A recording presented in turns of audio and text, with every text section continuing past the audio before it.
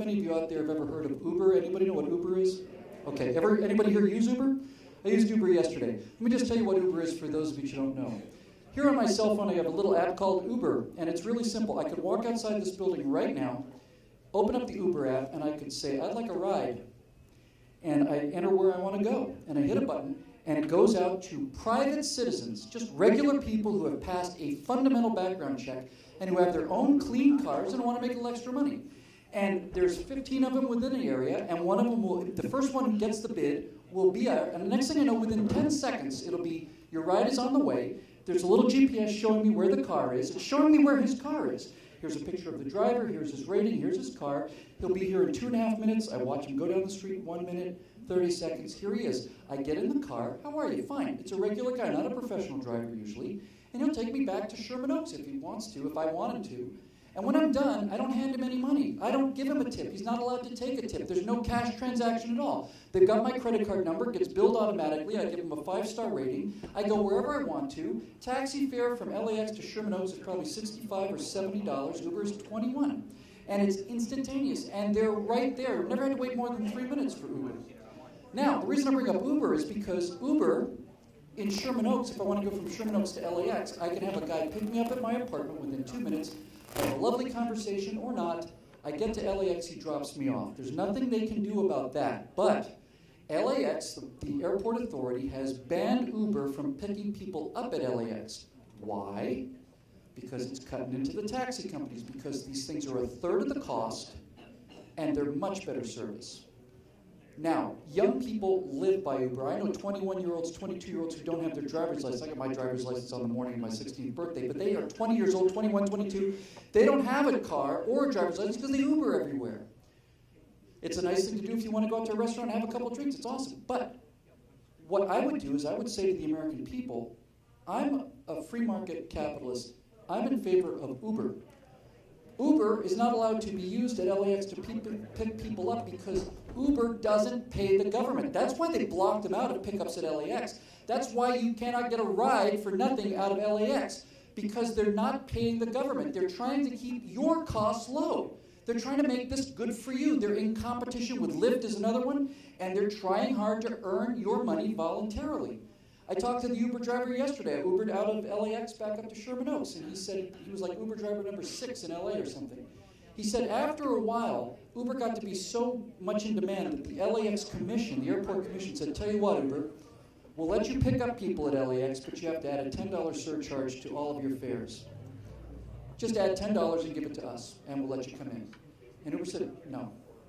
And the reason they said no was because Uber's reputation is on the fact that if somebody got picked up at LAX and they went 4.5 blocks, they wanted to ride down to, let's say, Sepulveda and El Segundo, that's a $6 fare. They wanted to make it a $16 fare. Uber said no. Because they said no, because the government wanted to put $10 of tax in there. In other words, there's nothing wrong with this service, and we're not trying to protect the people. We just don't get our share. So if you want to just pay us $10 a ride, then yeah, come on in.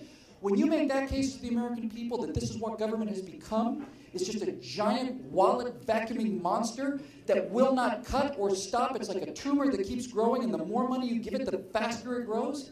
You go to the American people and say, listen, Uber is what I believe in. Free people voluntarily deciding for a voluntary transaction where competition is keeping the price down, the service up, and I'm all about Uber. They're the ones who want to block Uber, these big state collectivists who have to take your money at gunpoint. Boom, it's game over. And this is the kind of thing where we have to learn what's current. We have to use examples that people connect to every day. So it's not a big philosophical, political discussion. Well, the benefits of taxation outweigh the blah, blah, blah, blah. No, it's like, do you like Uber? I do. Then vote for the people that are in favor of Uber, which should be the Republicans, not always, but should be. And that's how you get to people directly, is personalized experience, like with the iPhones and the song and stuff. Yes, ma'am. Ronald Reagan, of course, was great at appealing to people emotionally, and obviously the left has stolen that. How can we deal with, when we talk to people about things positively, emotionally, personal freedom, individual rights, national security, things that people believe in, and yet the left twists those around? How can we speak back to people who are twisting around those positive things to use for the left? Well, one of the things that Ronald Reagan did was, first of all, as you say, he was not afraid to use emotion. Ronald Reagan, before he became president, was well known to the American people as a hero. He was a big, strong, strapping hero for 25 years before people had a chance to vote for him. He was a movie star. And he wasn't afraid of emotion. But I'll tell you what the key to Ronald Reagan was, in my opinion. The key to Reagan wasn't that he was afraid to use emotion. He wasn't. The key to Ronald Reagan was that he struck everybody as a nice guy. The term happy warrior is the term that's applied to him. He was a happy warrior. Why wouldn't you be happy, right? I mean, this is the peak of human existence right here. This is as good as life has ever been on this planet and is ever likely to get. Why wouldn't you be happy to be an American in the 20th century or the 21st century? Why wouldn't you just be smiling all the time? Ronald Reagan had the ability to say, you know what, I disagree with this guy. I think he's wrong, but that's okay. You know, we'll just have it out. We'll have a discussion. But he was happy. He wasn't angry. And the anger puts people off. And if you look at the left, really, when you look at progressive shows like The Daily Show or Colbert Report, they're very mean. They're just nothing but mean. It's just snark and cynicism and making fun of people. And I think the answer to that is just to be like, yeah, so we disagree. Okay, so what? So, you know what? We disagree about politics, but we're both Gator fans. We hate the Seminoles, so we're not that different after all. And there you go, right? So I would just say that facts have a remarkable ability to sway people if you get out of the trenches. And having a little self-deprecating humor and being a little funny helps. I was very flattered that you guys played that Eat the Rich argument, because once you see that, you realize the argument falls apart. It's devastating. I didn't come up with the math, Iowa Hawk did, but it's devastating. Yeah, take everything they have. Take it all, yeah, you get a year. It's devastating. I just did one on guns called Number One with a Bullet, where I basically said, yes, we have the highest per capita gun ownership in the world by far. Our per capita murder rate is 111th out of 217. And that's because it includes places like Detroit, which has a murder rate of 54 per 100,000. America's overall murder rate is 4.5. Plano, Texas is 0.4. That's where all the guns in the world are, I say in this video. I got a little riff in Plano. I said, this is a capital gun nut central. I said, every single house, I've been to Plano, every single house in Plano has an AR-15, a semi-automatic shotgun. They got a 30-06 hunting rifle. They got 22s for the kids to practice on. They got 38s, 45s, 9mm. They got pointy rocks. They got sharp sticks. Everybody's ammoed up in Plano, and their murder rate is 0.4 per 100,000. In Plano, Texas, if the United States of America had the same murder rate as Gun Nut Central Plano, Texas, then we wouldn't be 111th out of 217. We'd be 211th. We'd be below Switzerland. We'd be half of France, Italy, New Zealand, and Australia, and well below those murdering Belgian savages with their 1.4 murder rate per 100. That's what's happening where all the guns are. So maybe the gun control argument doesn't make a whole lot of sense. So when you give people that kind of argument, if you can do it in a way that tells a story, in a way that's friendly and emotional, you can change minds quickly.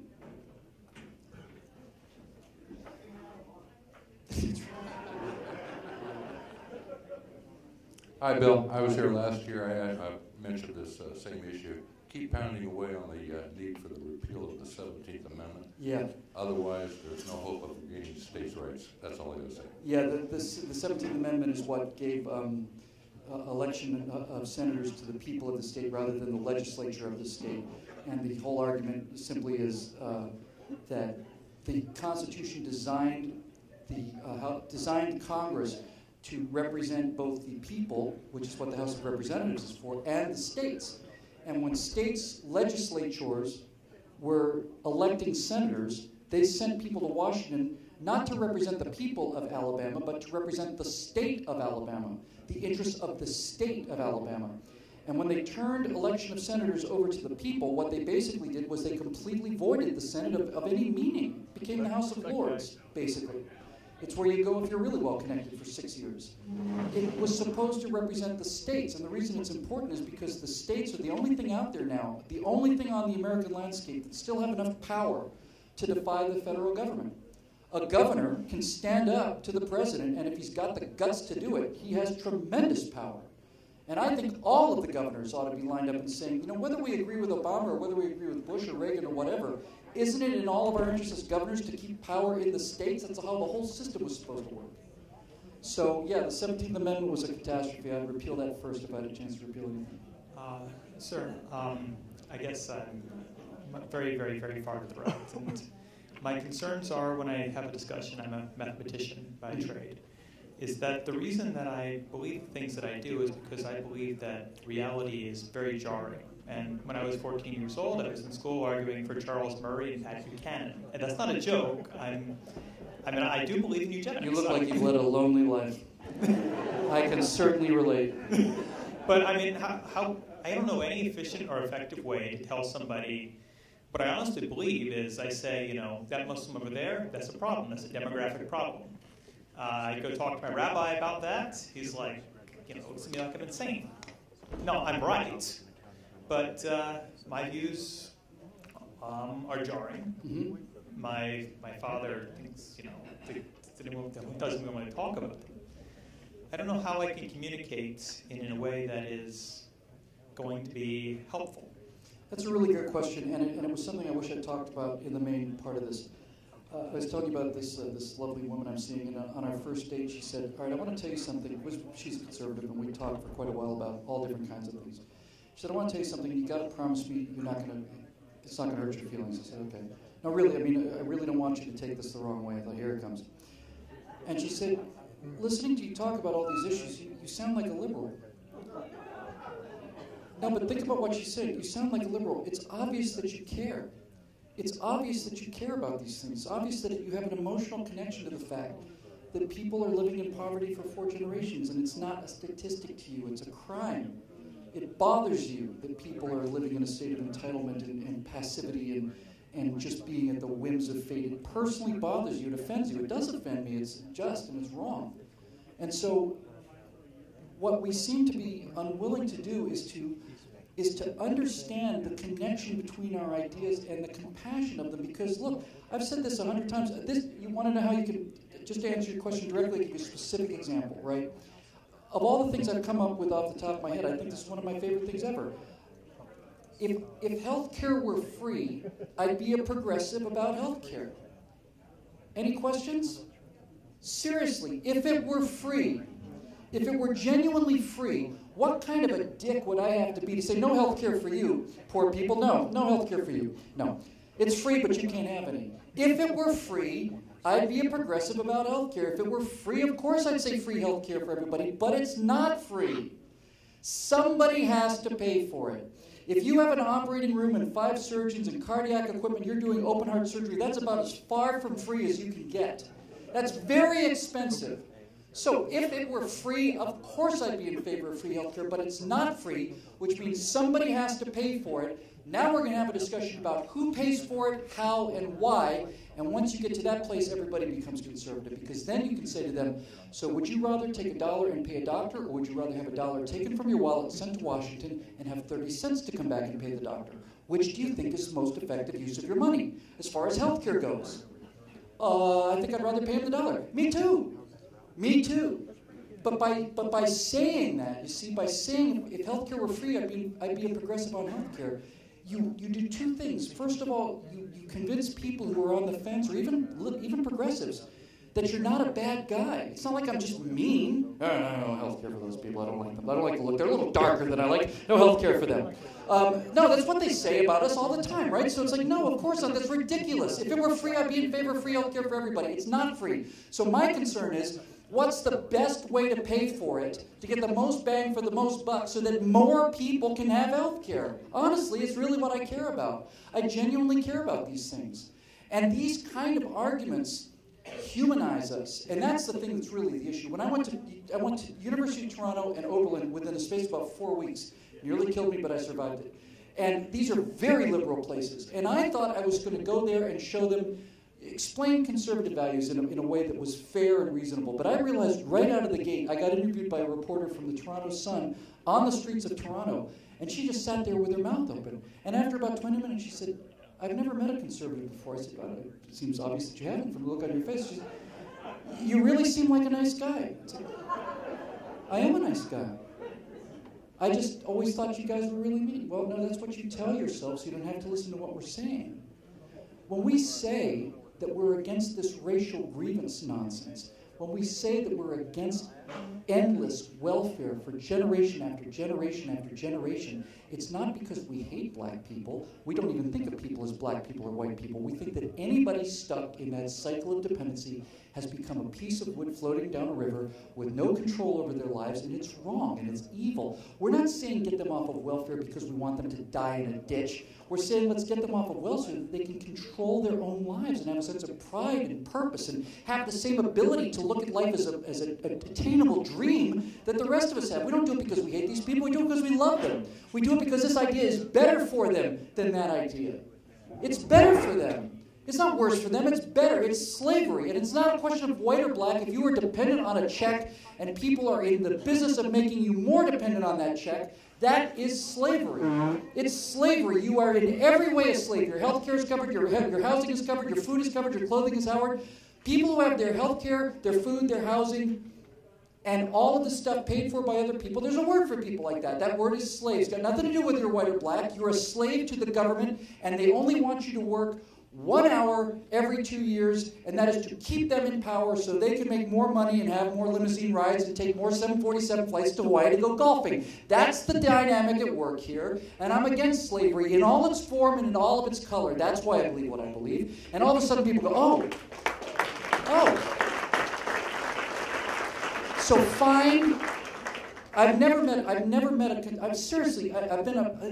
can't tell you how many of these events I've been to. I've never met a person that wanted people to suffer. I've never met a person that wanted people to die. I've never met a hawk. I've never met an army person. I've never met anybody in the military whose motivation was, we want to take that territory. We got to get that oil. I've never heard that once. We are in the Garden of Eden on planet Earth. Why on earth would Americans want to conquer Honduras, for God's sake? I mean, honest to God, if you want to live in a miserable, mosquito-infected jungle that's just a horrible, wretched, stinking hot, humid place to live, go to Miami. I grew up there. It's perfectly normal. You can live there if you want to. But honestly, this idea that we're going to take territory, no. They paint us this way so that they don't have to listen to us.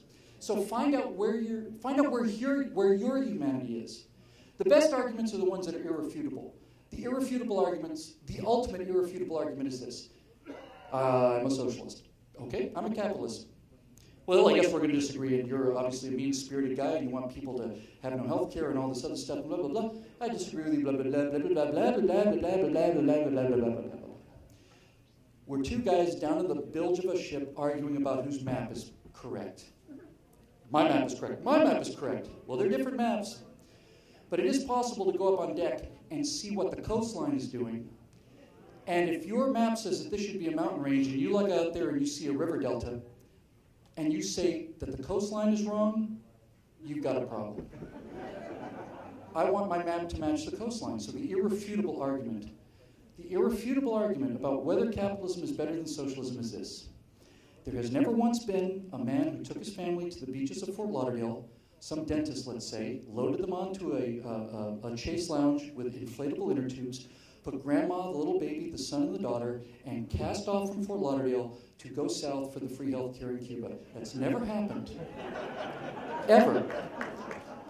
And you really need to hammer this point, right? You can't just make the point. You have to hammer it. So when I hammer the point, I say, it's not like I'm right because 60% of the rafts come this way and 40% go that way. And it's not that it's 90% of the rafts come this way and 10% go to the free health care. And it's not 95.5 and it's not 99.1. It is 100% of the people that risk their lives and their families' lives and their grandmothers' lives and their children's lives to drowning or shark attack. 100% of those people risk their lives to go from socialism to capitalism. 100%. No one ever got shot going over the Berlin Wall so they could get into East Berlin. That has never happened. Ever. Ever. So we can disagree about the philosophy all we want to, but when people's lives and their children's lives and their parents' lives are on the line, this isn't a 60-40, 90-10 argument. It is a 100% to 0 argument that people would rather have the freedom than the socialism. And that's it. That's all. That's it. There's nothing after that. That's the end of the argument right there. Next, please. Thank you. Sorry?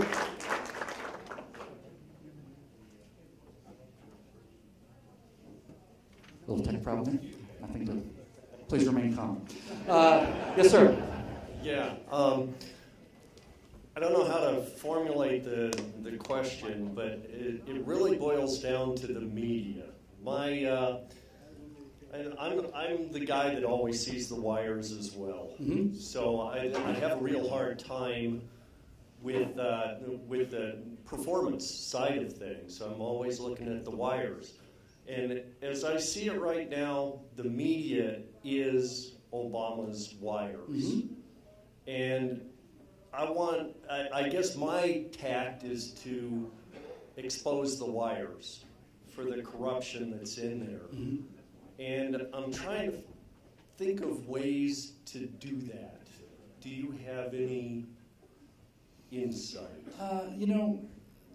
Cheryl Atkinson, the reporter who left CBS because she couldn't cover Benghazi because they would just squash her stories, is one of the most powerful allies that we have. But now that she's not inside the machine, she can't get the message out. I had a chance to talk to this gentleman before the show, and he's got a website talking about media bias, and you should talk to him about it, and boycotting the advertisers. That's really effective. It may seem like cheating, but it's not. I mean, they do it. Look, let me just tell you how I feel about fighting dirty, okay? I don't consider this, when somebody hits me in the nose, hitting back is not fighting dirty to me. Let me tell you a quick little story that some of you can connect to probably personally. I wouldn't be surprised if some people in this room could connect to it personally. At the beginning of the war in the Pacific, we were early 1942, mid-1942, the Marines really first met the Japanese in actual combat on Guadalcanal.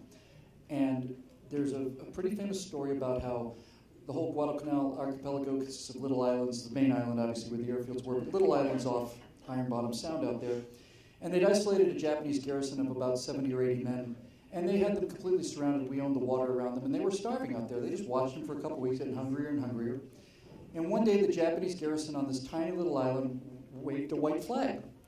So the Marines put about 15 guys in a boat and went over there to accept the surrender, bring these people back, get them some food, put them in a POW camp. And when the 15 guys started walking towards where the white flag was, they opened up with machine guns and gunned them all down, killed them all. And those Marines who had the globe and the anchor on their arm, they hacked those arms off with samurai swords and made a big pile on the beach. And ever since that moment, the Marines treated them differently. They said, okay, all right, if that's how you want to fight, that's how we're going to fight. We're not going to lose and give up goodness and freedom to fight by Marquis de Queensberry rules when we're dealing with dirty fighters. We're going to win this fight. And if that's the way you want to fight, you make the decision, not us. You want to be an honorable enemy, as most of the Germans in the Wehrmacht were. They were treated with respect, and they were surrendered. They were put in prisoner of war camps. Some of them went to prisoner of war camps and didn't want to leave. The SS, on the other hand, when they gunned down those GIs in Malmedy, no, you don't get the same treatment. You're murderers. You're not soldiers, you're murderers. And so the question becomes, how do we want to fight?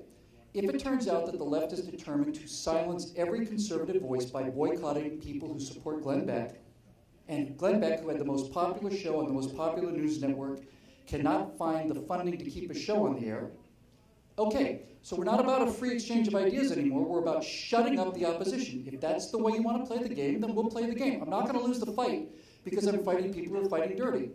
I'm going to win. You want to fight honorably? I'll fight honorably. You want to fight dirty? I'll fight dirty back. I didn't start fighting dirty, but I'm not going to sit here and lose the country because I have some standards of honorable behavior with people that have no honor.